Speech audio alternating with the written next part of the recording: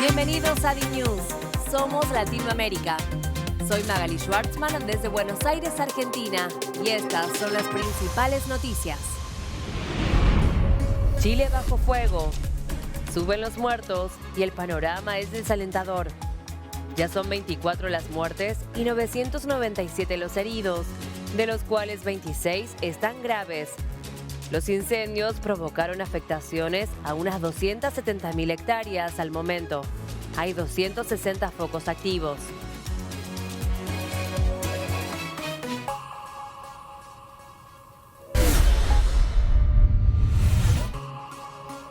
Elecciones en Ecuador. Avanza el escrutinio en un proceso marcado por la violencia. Los ecuatorianos acudieron a las urnas para votar el referéndum impulsado por Lasso. Además, se eligió a unas 5.700 autoridades locales, como alcaldes, concejales, municipales y gobernadores por 4 años.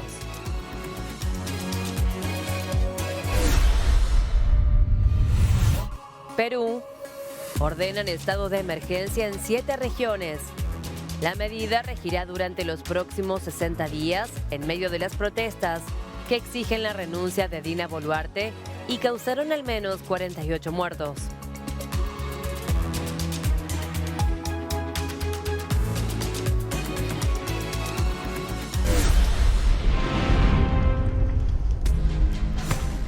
Se agravan los incendios en Chile y ya son 24 las muertes provocadas por el fuego. En tanto, suman 997 los heridos, de los cuales 26 están graves, según un nuevo informe divulgado hoy por las autoridades. Además, el fuego ha provocado que alrededor de 997 personas pierdan sus pertenencias consecuencia de la destrucción de 800 viviendas. Según los datos difundidos por el gobierno nacional, hasta el momento las llamas han provocado en Chile afectaciones a unas 270.000 hectáreas en todo el territorio. El subsecretario de Interior, Manuel Monsalve, brindó detalles de la situación que se vive en el país y que ya dejó al menos 24 muertes.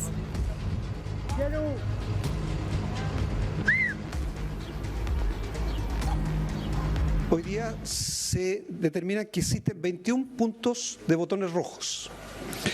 El día 6 de febrero, es decir, el día de mañana, van a haber 37 botones rojos. El día 7 de febrero, por lo tanto el día martes van a haber 33, pero el día 8 de febrero vamos a subir a 38 lugares con botones rojos. O sea, territorios donde se combinan estos 3 factores: altas temperaturas, vientos y falta o baja humedad. Agregó además que hay 10 detenidos por una eventual responsabilidad en la generación de incendios y sostuvo que la generación intencional de incendios va a ser perseguida penalmente por el gobierno de Chile. El funcionario advirtió por su parte que durante la semana las regiones metropolitanas y Ñuble sufrirán temperaturas extremas y el escenario será complejo. Al momento hay 260 focos activos en Chile, de los cuales 51 están en combate y de esos 28 son considerados incendios relevantes. A su vez, la Policía de Investigaciones tiene 89 efectivos desplegados en las zonas afectadas por la emergencia y Carabineros de Chile tiene 908. Con respecto a los bomberos, hay cerca de 895 voluntarios desplegados y más de 70 carros de bomba. 2 hospitales fueron evacuados y gran parte de las postas de emergencia están afectadas por el fuego afectadas. En esa línea, autoridades informaron que la infraestructura hospitalaria en vastas zonas afectadas se encuentra completamente destruida. Ya son 24 las muertes provocadas por el fuego en Chile. Son 997 los heridos, de los cuales 26 están graves.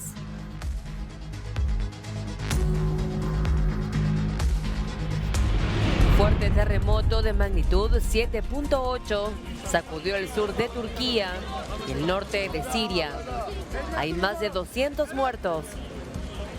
La Oficina de Gestión de Desastres y Emergencias turca informó que el sismo tuvo lugar en la provincia de Karamambas. Una réplica de magnitud 6.7 se registró minutos más tarde. La Unión Europea, en conjunto con otras naciones, anunciaron el envío de ayuda humanitaria. Si bien tuvo su epicentro en la ciudad turca de Gaziantep, el sismo se sintió en más de 10 países y afectó una región en donde habitan cerca de 15 millones de personas. Las autoridades solicitaron la ayuda internacional debido a los cientos de heridos reportados y las decenas de edificios residenciales derrumbados. En ese marco, los especialistas prevén que el número de víctimas ascienda a más de 1000.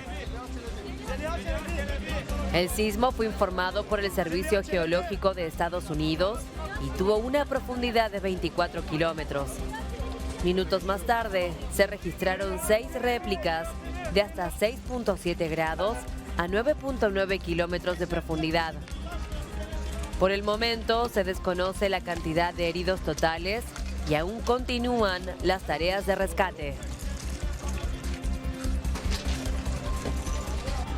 Según reportó Al Jazeera, son más de 120 las víctimas fatales en Siria y cerca de 100 en Turquía.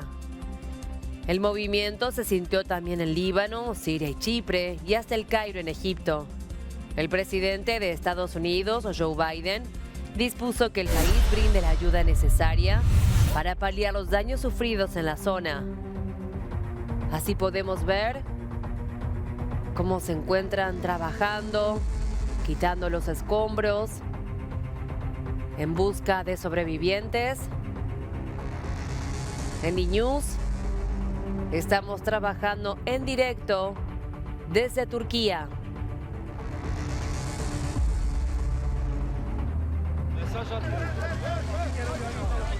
Entre las estructuras afectadas hay al menos 130 edificios caídos en las ciudades de Adiyaman y Malatya. El movimiento telúrico se sintió a lo largo del centro del país y la capital Ankara. En tanto, Siria informó del colapso de un edificio cerca de Latakia, en la costa oeste de ese país. Los daños reportados en ambos países, sumado a una alerta de tsunami que brindó el gobierno de Italia, dan cuenta de una catástrofe natural poco antes vista. En la región turca, un importante gasoducto estalló en llamas luego del terremoto que azotó la región de Kurtarma. El gas se expandió y produjo una intensa llamarada que puede verse desde varios kilómetros a la redonda. Y el presidente de Turquía, Erdogan, manifestó sus condolencias a todos los afectados a través de su cuenta oficial de Twitter y sostuvo que todos los equipos de rescate fueron enviados para asistir a las personas que podrían encontrarse atrapadas en alguno de los edificios derrumbados.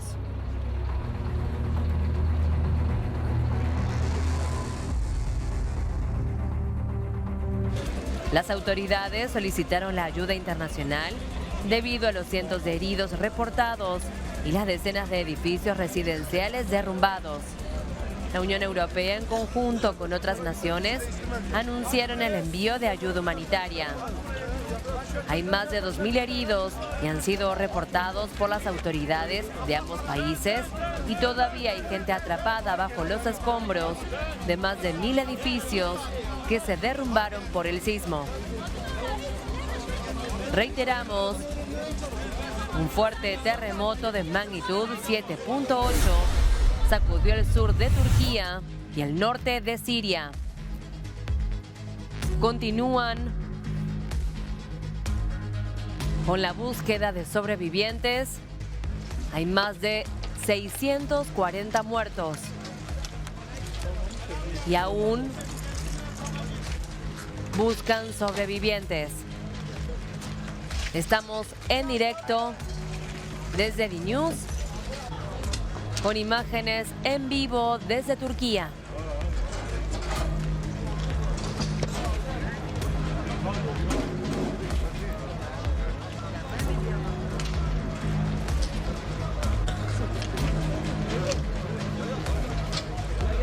Así vemos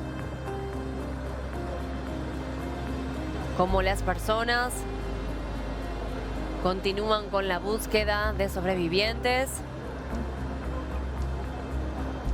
por este gran terremoto de 7.8 que ocasionó más de 640 muertes, 2.000 heridos.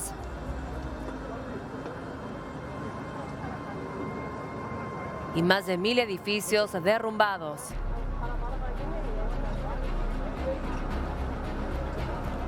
Estas son imágenes en vivo. La Unión Europea, en conjunto con otras naciones, anunciaron el envío de ayuda humanitaria.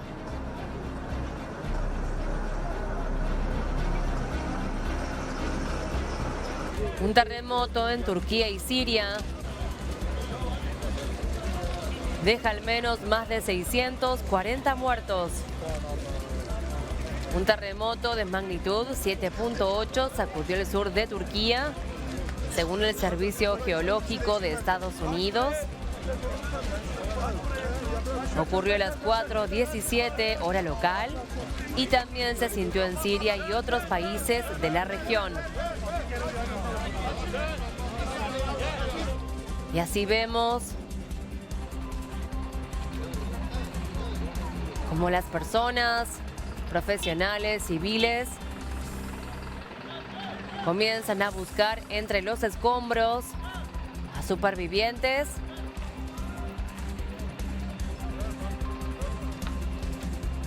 Y según estimaciones del Servicio Geológico de los Estados Unidos, este terremoto que azotó el sur de Turquía tiene un 47% de posibilidades de que las muertes lleguen a entre 1.000 y 10.000 personas.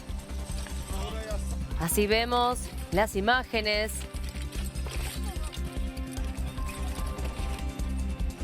de las personas debajo de los escombros buscando supervivientes. Estas son imágenes en vivo desde Turquía.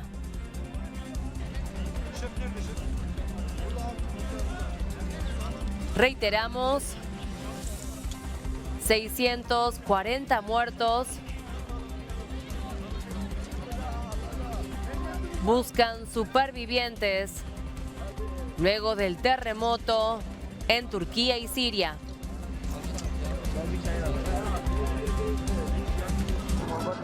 La Unión Europea, en conjunto con otras naciones, anunciaron el envío de ayuda humanitaria.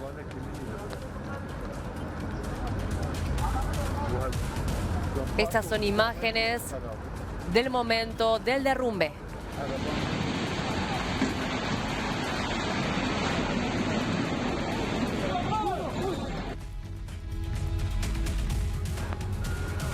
Reiteramos, al menos 912 muertes por el sismo de magnitud 7.8 en Siria y Turquía.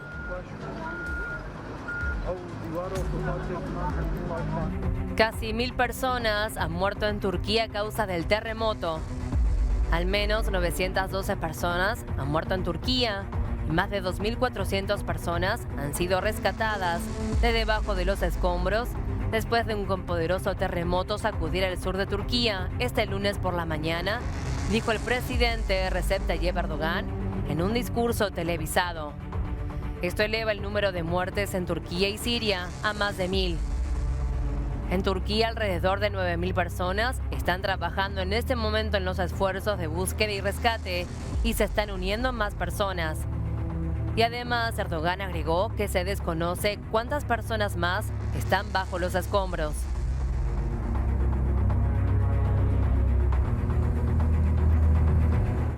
Hay gente atrapada en los escombros en este sismo de magnitud de 7.8 en Siria y Turquía, que también se sintió en otros países de la región.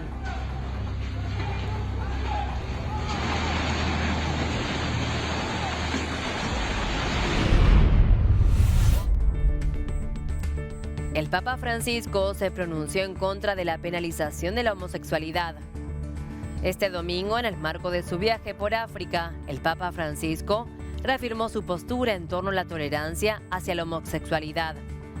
El sumo pontífice se pronunció de manera enfática en contra de la penalización de los miembros de la comunidad LGTBIQ+, durante la conferencia de prensa, brindada en su vuelo de regreso de su visita a la República del Congo y Sudán del Sur.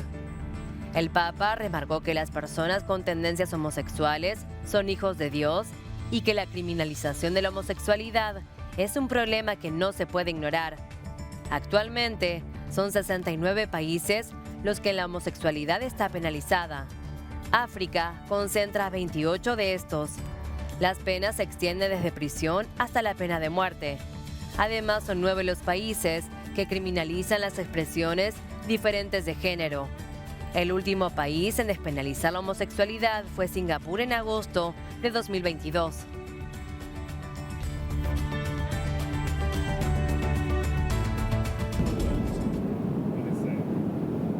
Questo non è giusto. Le persone di tendenze omosessuali sono figli di Dio. Dio li vuole bene. Dio li accompagna. È vero che alcune sono in questo stato per diverse situazioni non volute. Ma condannare una persona così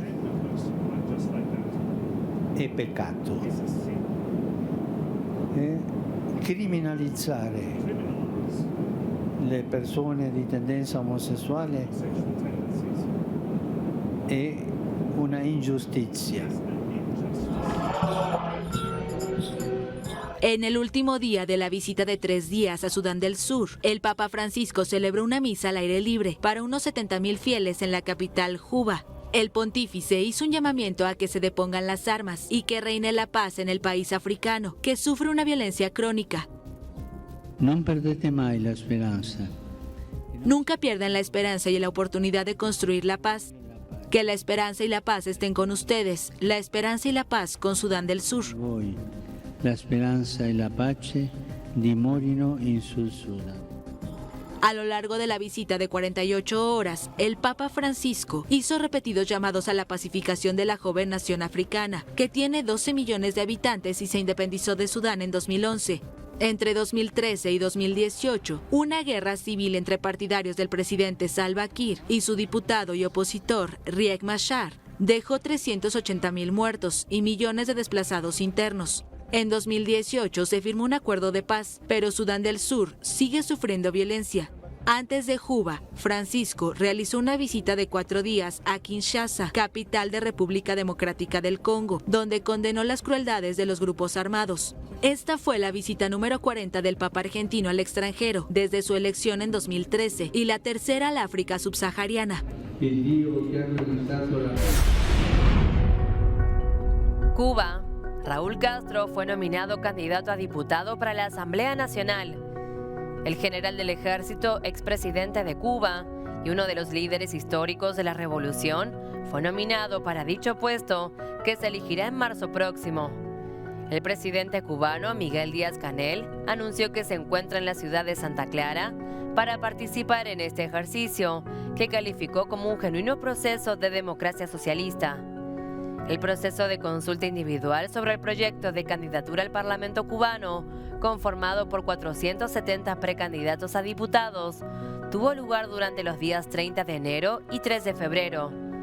Tras esta jornada entre el 6 y el 24 de marzo, los nominados iniciarán un programa de recorridos para intercambiar con la población que van a presentar.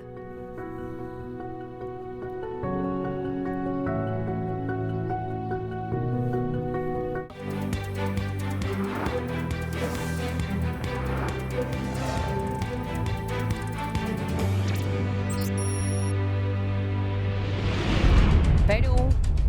Ordenan estado de emergencia en 7 regiones. La medida regirá durante los próximos 60 días en medio de las protestas que exigen la renuncia de la presidenta Dina Boluarte y que causaron al menos 48 muertos. Los departamentos afectados son el Amazónico, Madre de Dios, y los de Cusco, Puno, Apurímac, Arequipa, Moquegua y Tacna, todos en la región sudeste del país. Una medida similar está vigente hasta mediados de febrero en las regiones de Lima y el Callao, sede de las principales terminales marítima y el área del país. El anuncio suspende los derechos constitucionales y otorga el control de orden interno a la policía y a las Fuerzas Armadas. El decreto también declara la inmovilización social obligatoria de personas desde las 20 horas hasta las 4 durante 10 días en el departamento de Puno, con excepción de aquellas que lo hagan para desempeñar actividades esenciales. Además, Lima fue escenario de violentos enfrentamientos este fin de semana. Una multitudinaria marcha de campesinos, civiles y estudiantes en contra del gobierno de Boluarte y pidiendo el cierre del Congreso culminó el sábado con enfrentamientos con la policía en el centro de la ciudad. Desde el 7 de diciembre del año pasado, tras la caída de Pedro Castillo, se han registrado 15 protestas en el centro de la ciudad. En ese marco, la Policía Nacional de Perú identificó al menos 8 puntos de los enfrentamientos en el centro peruano. Así, el primer punto resulta ser el cruce de los jirones Lampa y Puno. El siguiente es el jirón Santa Rosa, que brinda un acceso a la avenida Bancay, pero los efectivos policiales usan las bombas lacrimógenas para dispersar a las personas hasta el jirón Cusco. Otras zonas del centro de Lima que han sido identificadas como puntos críticos son el Parque Juana Larco Damert, donde personas que protestaban de manera pacífica y sin violencia recibieron perdigones por parte de la policía. De igual manera, pasó en el Paseo de los Héroes Navales, que es un punto al que los manifestantes arriban para escapar de los gases lacrimógenos que lanzan para dispersar las movilizaciones. Las protestas en todo el territorio peruano dejaron al menos 69 víctimas fatales.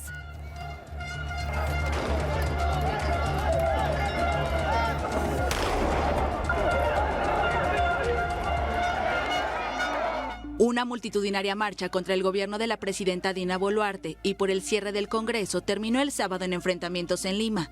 La movilización contó con la participación de gremios campesinos, organizaciones civiles y gremios estudiantiles. El viernes, el Congreso peruano rechazó otra propuesta del Poder Ejecutivo para realizar elecciones en octubre de 2023 y también bloqueó más discusiones sobre el tema hasta agosto, cuando comienza la próxima legislatura. Lamentablemente no aprobó, le archivó. Ahora tiene que renunciar Dina Boluarte, sí o sí, no hay otra cosa. Porque es muy triste, el Congreso no aprueba pues, elecciones adelantadas, no quieren salir todos los congresistas. Me he solidarizado con mis hermanos brindándole el plato de comida, porque eso es una necesidad, porque aquí lastimosamente nuestros gobernantes no se han dado la espalda.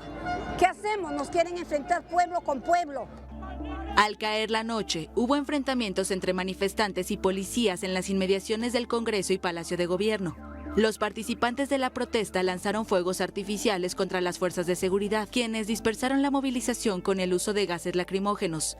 Perú es escenario de intensos enfrentamientos que han dejado casi 50 muertos desde principios de diciembre, cuando Dina Boluarte tomó el poder en lugar del expresidente Pedro Castillo, quien intentó dar un autogolpe y disolver el Congreso, pero terminó destituido y encarcelado. El Parlamento peruano aprobó una propuesta para celebrar elecciones anticipadas en abril de 2024, 2 años antes de lo previsto, pero rechazó varias solicitudes de la presidenta para adelantarlas aún más, esta vez a octubre de 2023.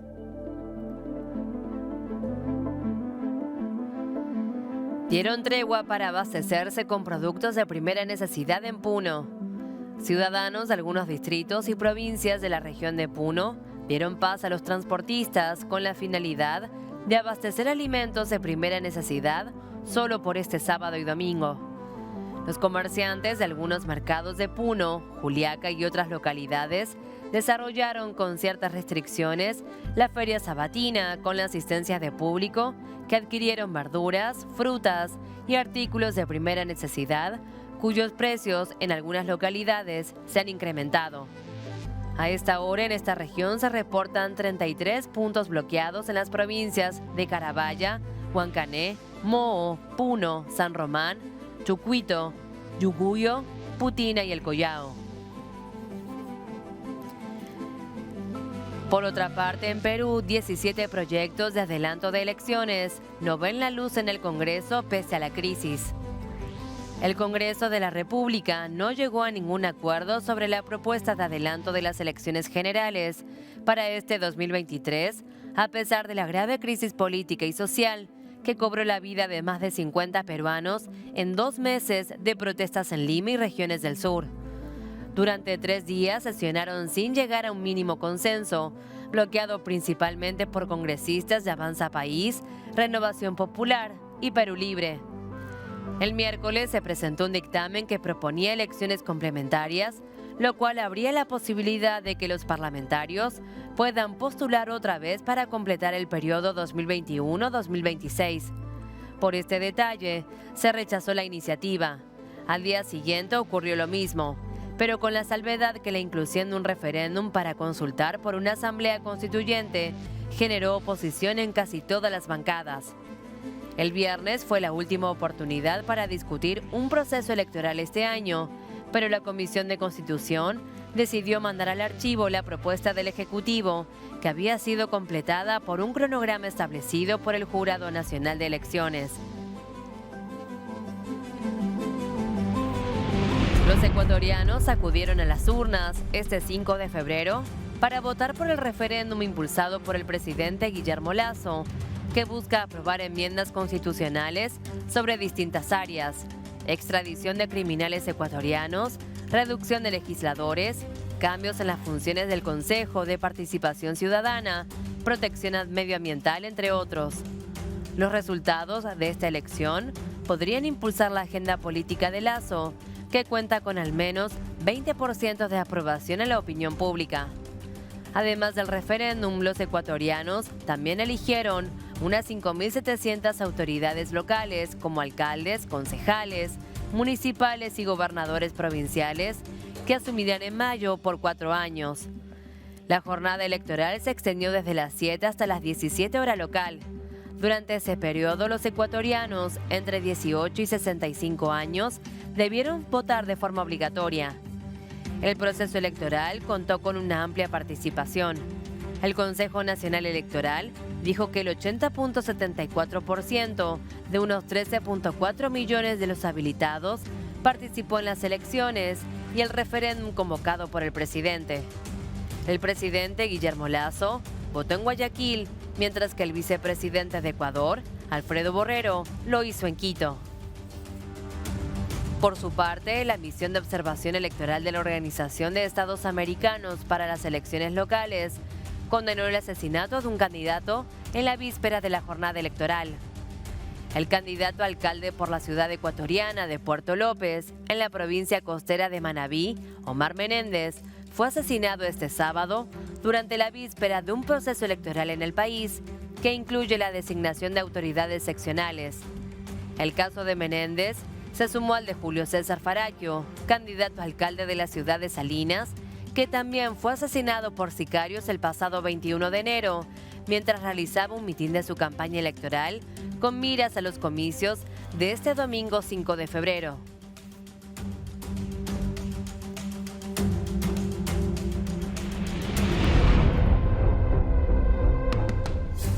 Ucrania.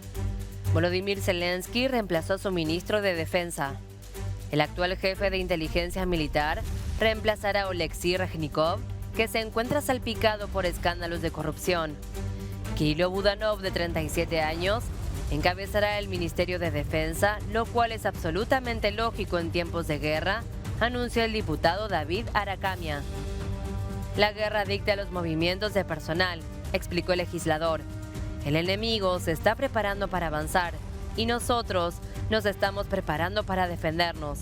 Reznikov había sido nombrado ministro de Defensa en noviembre de 2021 y ayudó a lograr apoyo militar occidental para fortalecer a las Fuerzas Armadas ucranianas. Sin embargo, su ministerio se vio involucrado últimamente en escándalos de corrupción.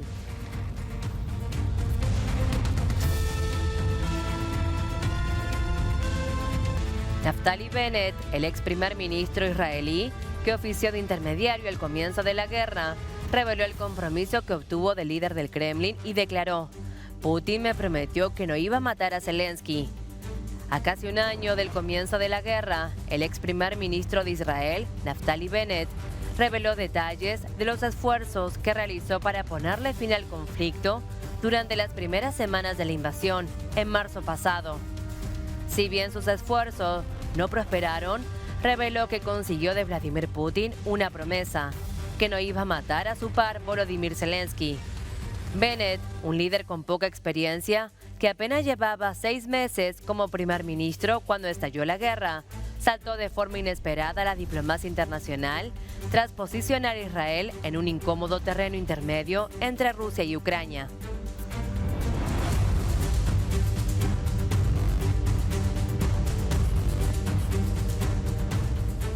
Estudiar a la sombra de la guerra. A pesar de que millones de personas han huido de Ucrania, estos estudiantes de medicina han regresado. Vikas Jaiswal es de la India. Llevaba 3 años estudiando aquí. Cuando comenzó la guerra, se fue, pero debido a que las autoridades indias no reconocían el trabajo que había hecho aquí antes, volvió para terminar su título. No es posible continuar con la educación en la India, no aceptan transferencias allí. Tienes que empezar de nuevo. He invertido mis 3 años. Volví porque tengo que continuar mi educación. En última instancia, tengo que convertirme en médico. Una experiencia de estudio práctico como esta es difícil de organizar. Las autoridades universitarias dicen que la mayoría de las clínicas están ocupadas tratando a los heridos. Pero Vikas dice que estudiar medicina en una zona de guerra le ha enseñado cosas que no habría aprendido en casa. Cuando veo a la gente entrar en pánico, más quiero ayudarla. Esto me está convirtiendo en un mejor médico, me está inspirando. No es algo que pueda expresar, está dentro de mí. Estoy aprendiendo muchas cosas a nivel emocional. Los estudiantes de aquí están matriculados en la Universidad Nacional de Medicina Bogomolets en Kiev. Antes de la guerra, tenía más de 3.000 estudiantes de todo el mundo. El director dice que unos 2.500 han regresado. Al igual que Vikas, están dispuestos a completar sus programas en Ucrania. Tienen la mejor educación. La mayoría de los países occidentales europeos aceptan sus títulos. Y no solo aceptan, sino que los respetan, tienen valor. Las clasificaciones de las universidades son buenas si las compruebas en línea y son asequibles en comparación con las universidades privadas indias. Pero la guerra es un factor siempre presente. No diría que está bien, sigue siendo muy arriesgado. Nunca lo entendí completamente hasta que vi que el barrio a mi lado era bombardeado por la ventana de mi casa. Cuando tenemos bombardeos hay cortes de electricidad, escasez de agua. Para Vikas también los cortes de energía diarios a menudo interrumpen las clases en línea y los ataques aéreos son rutinarios. Este es el refugio debajo de nuestro albergue. Vikas dice que todo ha pasado factura. Lo que pensé en la India y cuando vine aquí son 2 cosas diferentes. Cuando llegué aquí, solo en ese momento, estaban bombardeando masivamente, así que estaba bastante asustado. Durante las alertas de ataque aéreo y ese día es totalmente como si conociera una emoción triste. Todo, las emociones, la concentración,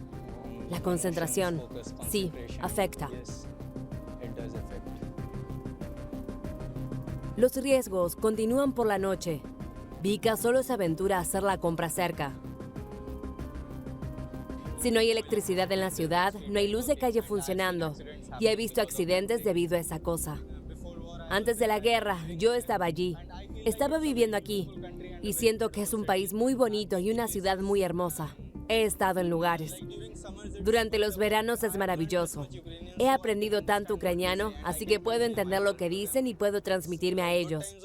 Los buenos tiempos fueron antes de la guerra, diría yo. No esta vez.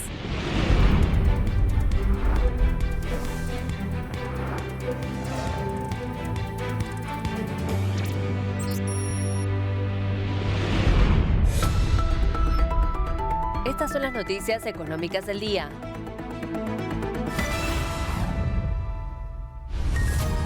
Colombia. La inflación interanual en enero alcanzó el 13.25% y fue la más alta en 24 años. El índice de precios varió un 1.78% durante el primer mes del año. El Departamento Administrativo de Estadística indicó que los sectores que mayor incremento registraron fueron el transporte, los restaurantes y hoteles, los alimentos y las bebidas no alcohólicas, los muebles y artículos para el hogar y su conservación y los bienes y servicios diversos. Para hacer frente a la inflación, el pasado 27 de enero, la Junta Directiva del Banco de la República decidió por mayoría incrementar en 75 puntos básicos la tasa de interés de política monetaria hasta alcanzar el 12.75%. Argentina. Las empresas eléctricas piden un 260% de aumento en las tarifas. Lo hicieron en el marco de la audiencia pública para la adecuación en las tarifas de luz para todo el año en curso. Una de las prestadoras con mayor cantidad de usuarios en Buenos Aires reclamó que en los últimos 4 años recibió incrementos del 31%, mientras los incrementos que tuvieron fueron entre el 370 y el 562%. Por su parte, la política anunciada por el gobierno es que las tarifas deben ir por debajo de los salarios. La ministra de Planificación y Presupuesto de Brasil, Simone Tebet, aclaró que por ahora no se discute la creación de una moneda única con Argentina, pero subrayó que el país necesita las relaciones comerciales con el Mercosur y la Unión Europea para crecer. No se discute en este primer momento una moneda única de Brasil con América Latina o Argentina. La funcionaria consideró que hubo mucho ruido en las explicaciones sobre el tema, pero consideró que no es nada más ni nada menos que lo que Brasil ya venía haciendo desde siempre en las transacciones comerciales y financieras. Panamá. El gobierno destaca el crecimiento en el sector de la construcción. Las inversiones en nuevos proyectos comerciales y residenciales superan a los del año previo. Según un comunicado de la Contraloría General de la República, entre enero y diciembre del año pasado, el costo de nuevos proyectos, sumado a la inversión destinada a reparaciones y modificaciones, alcanzó los 918 millones de dólares. La cifra supera en 27% los 722.6 millones reportados en 2021, es decir, unos 196.2 millones de dólares adicionales. Los resultados son mayores a la estimación de la Cámara Panameña de la Construcción, que apostaba a un crecimiento anual entre 8.0 y 10%. La construcción y el turismo fueron los sectores más afectados por las restricciones de movilidad que por 8 meses mantuvo vigente el gobierno en 2020 debido a la pandemia.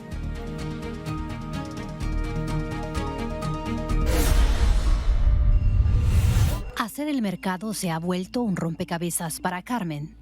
Es madre soltera, tiene 4 niños y suele comprar en la tiendita de la esquina. No tiene tiempo ni transporte para ir a grandes almacenes. Antes, su sueldo de la estación de gasolina le alcanzaba para llenar la despensa, pero la inflación la ha complicado. Pero sí subió mucho la verdura. Lo que es abarrotes, eso sí subió demasiado. Digo, al mes me gastaba, que será como 500, ahora con lo que compro para sobrevivir un mes me gasto como 1.500. En enero, el gobierno mexicano puso en marcha la tercera modificación del paquete de medidas para contener el impacto del aumento de precios. Se amplió de 24 a más de 50 los productos con beneficios.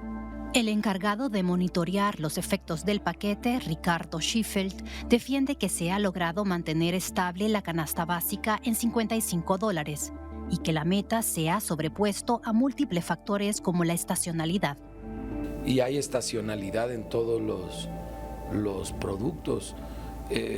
Entre ellos, lo que empezamos a ver en el segundo programa era que ya se venía reflejando el impacto del aumento de precios a los abonos, a los fertilizantes. Pese al compromiso de las principales cadenas de autoservicio y empresas de alimentos, muchos de los productos de primera necesidad se han encarecido este comienzo de año.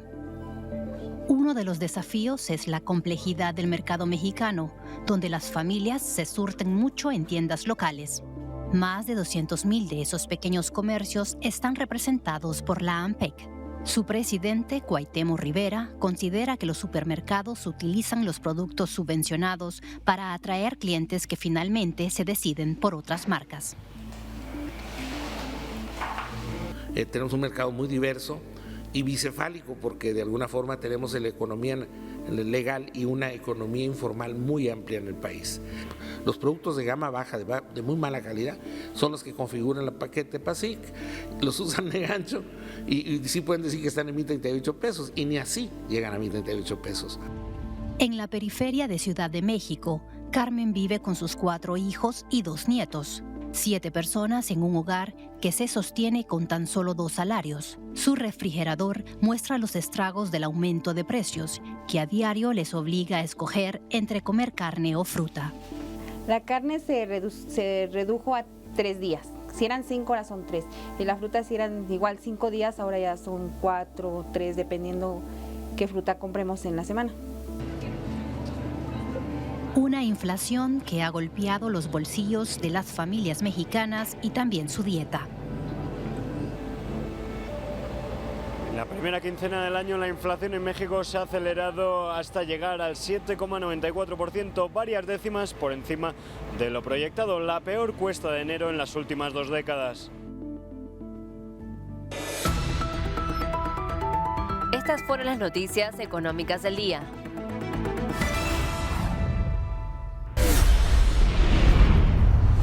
Colombia informó el domingo que había visto un supuesto globo volando sobre su territorio.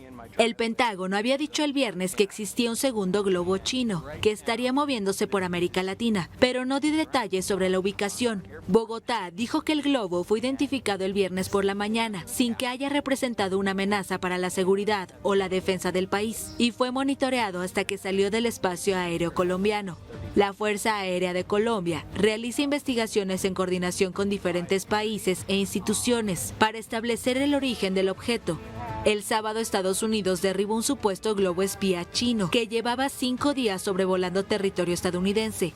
Fue derribado por un avión de combate y después el globo se estrelló contra el mar. En un comunicado, Pekín calificó el derribo como una reacción exagerada. China también asegura que el globo era civil, con fines científicos y sin ninguna conexión con equipo de espionaje, y que la decisión del gobierno de Estados Unidos de usar la Fuerza Armada para derribarlo viola gravemente la Convención Internacional.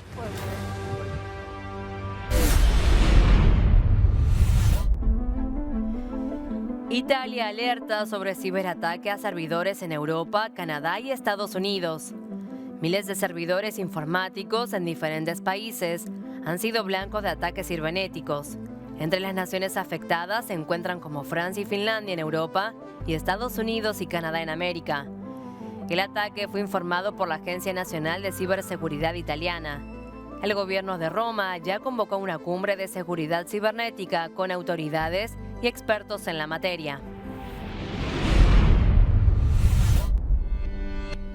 Beyoncé se convirtió en la máxima ganadora de Grammys. La ex integrante de Destiny Child alcanzó la cifra de 32 consagraciones en la ceremonia anual que premia a los artistas musicales. Superó al compositor húngaro George Solti, quien ostenta 31 galardones. En esta edición, Beyoncé se llevó 4 estatuillas por mejor canción de R&B, mejor performance de baile, mejor performance de una canción de R&B y mejor álbum de danza electrónica por su trabajo con Renaissance. Además, Harry Styles se llevó el premio al mejor álbum del año con Harry's House. Este es el 9º Grammy para el ex integrante de One Direction.